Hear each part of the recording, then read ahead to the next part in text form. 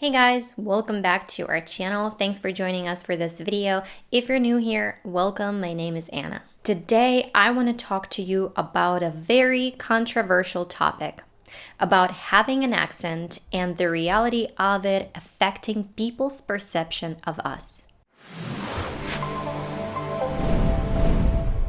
First things first, every one of us has an accent. Even within any English-speaking country, people speak with different accents. Also keep in mind that everyone's biased in one way or another. We're influenced by others. And everyone has their own take on things. And I'm going to give you our take, mine and my husband's, because we recently discussed this, and just share with you some stories and thoughts. And yes, I'm not going to be teaching you English in this video. I just want to talk to you guys and find out what you think. Nonetheless, by listening to me, you can work on your listening skills, and if you hear some new words or expressions, you can improve your vocabulary. Of course, I felt this firsthand being a non-native speaking YouTuber teaching English, and the way I speak, my accent, has had different effects on me and my career. Some people like the way I speak in my accent, while some people absolutely hate it. Some people say that I will never find a job in Europe if I wanted to, because I speak with an American accent, while most of the people in Europe speak with a British accent and strongly dislike the American one. Some even go so far as to say that I'm being discriminative towards other accents because I favor an American accent, or that I'm being inconsiderate and disrespectful for not speaking with my native accent. So you see how controversial it is? Let's dive even deeper. For example, it's believed that in the UK, when people hear a person speaking with an American accent, they don't like it because they think that British English is the proper English, thus the British accent. Not everyone, but it's a common opinion. Then there are people that just don't like American or British accents, one of those. And when they hear you speak with either of these, they unfortunately form an opinion about you as a person. Yes, that's not a good thing, but it is the way it is.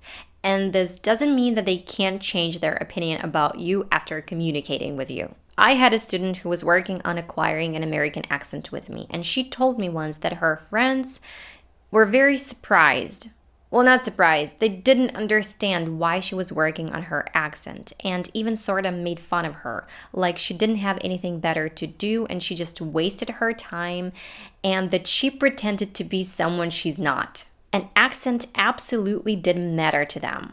They said that if you can communicate in English, even if it's not fluent communication, that's already enough. They thought that she didn't need to be fluent in English and work on her pronunciation and speaking skills, basically just for traveling and communicating with people around the world.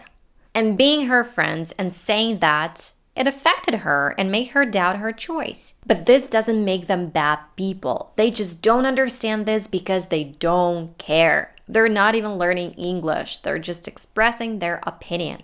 They're just talking. Now, this shows us that it's really important to choose whom to listen to and take advice from, and whom we are allowing to affect us. Because a lot of the times, the loudest people are the ones who don't know anything about the subject in question. Keeping your accent or getting rid of your accent has to be your desire and choice, right? Some people think that being able to read in English, understand English, and express yourself in English more or less understandable is enough, and all the rest is just pretentious. And I come across such an opinion pretty often.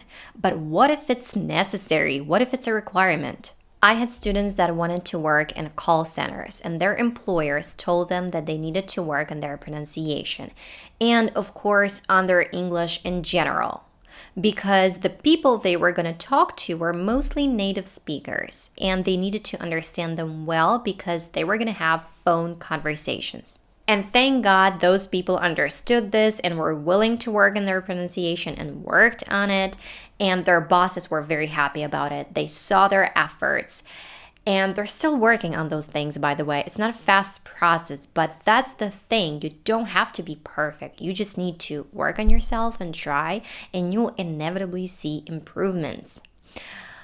But some people are very appalled by such demands. I think it's fair because if you go to another country where people speak another language and you want to work there and they require you to work on your pronunciation and accent, it's only logical because let's be honest, oftentimes it's not only about our accents and pronunciation. It's also about the way we speak English.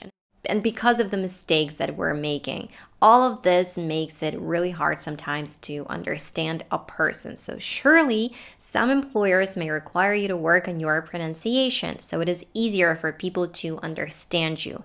You must consider these things. Nothing's ever black or white. Plus, you can always say no and just walk away and not be offended or appalled and calling them names. You can just go and do your thing. You have the right to choose, and so have they. Mind you, this is not a discussion about this real discrimination when someone says something along the lines of, if you're not a native speaker, you can't work here, because a person can't change where they were born. But on the other hand, if they're asked for some improvements, they certainly can work on themselves and improve. Let's say you're planning to live or work in the UK or in Europe. What accent do you think you should work on? My guess is it would be a British accent, right? And it's rational, and you'd be right. But if your answer is none, or the one I want, you'd also be right because at the end of the day, this is your choice and it's nobody's business. Even native speakers from the USA, for instance, have to sometimes work on their accents because within the country, there are many dialects. And if a person has, let's say, a heavy Southern accent, it's going to be harder for them to get a job on radio or as a reporter on television. I also had the chance to talk to native speakers and ask their opinion on this question. So the common opinion among native speakers who are also bosses to non-native speakers is that if a person doesn't need to talk to anybody regularly and their job doesn't depend on them speaking to people directly, then their English, accent, or whatever doesn't matter at all. But if their job depends on speaking and they need to talk to people regularly, then of course it's very preferable for them to work on their English in general because it does matter. And then they say that this is just business. It doesn't mean that if they require those people to work on their pronunciation in English, they think that those people are stupid or incapable or not worthy. It's not about this. This is just a requirement, just like every job has requirements. And they're not judging people by their accents or whatever. In fact, when we're not talking about jobs or working in English-speaking countries or for foreign companies, native speakers say that having an accent is sexy, cool, and it makes a person who they are because it shows their identity, makes them unique and very interesting. But in the business world, it is what it is. As I said, some people think that having an accent is so sexy and it makes you super special. They even go so far as to pretend to have an accent. Have you heard the story about Hilaria Baldwin, that she pretended to have a Spanish accent? Hilaria Baldwin is under fire for accusations that she's been misrepresenting herself as a Spaniard, even though she was born in Boston. Now to Hilaria hysteria. Alec Baldwin's wife has been spotted for the very first time since being accused of faking her accent and lying about her Spanish heritage. Hilaria Baldwin breaking her silence on accusations that she faked her Spanish heritage for years. This is quite an interesting case. I don't know all the details about her past. Obviously, she speaks Spanish pretty well, but in my opinion, she didn't have and doesn't have any Spanish accent, but apparently she wanted to. If you haven't heard the story, but now you're interested, you can search for it on YouTube. You'll find lots of videos on it. And then share your opinion, especially if you're a Spanish-speaking person. Tell me if she has or had a Spanish accent at some point because I'm very curious. Some sources say that she also lied about being born in Spain, growing up there. Well, we all know how social media exaggerates and twists information, so I completely agree that Spanish accent is super sexy. There are so many opinions on this topic, and the point of this video is to give you those opinions. I get so many comments on my videos from people saying that looking at me and listening to me makes them feel worse because their accents and pronunciation aren't that good, no matter what they do.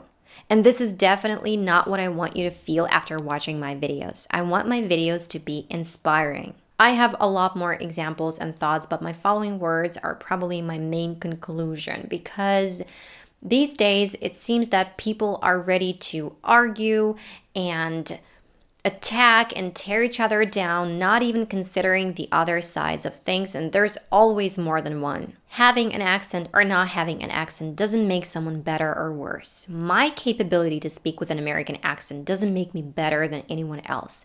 And that's what I'm trying to say and show you, that circumstances and situations are different, opinions are different, and people are different. We have to learn to accept these things the way they are and adapt. And I'm not justifying anything, and I'm not saying that it's right or wrong. What I'm saying is that if you let someone else's opinion affect you, then you let them control you.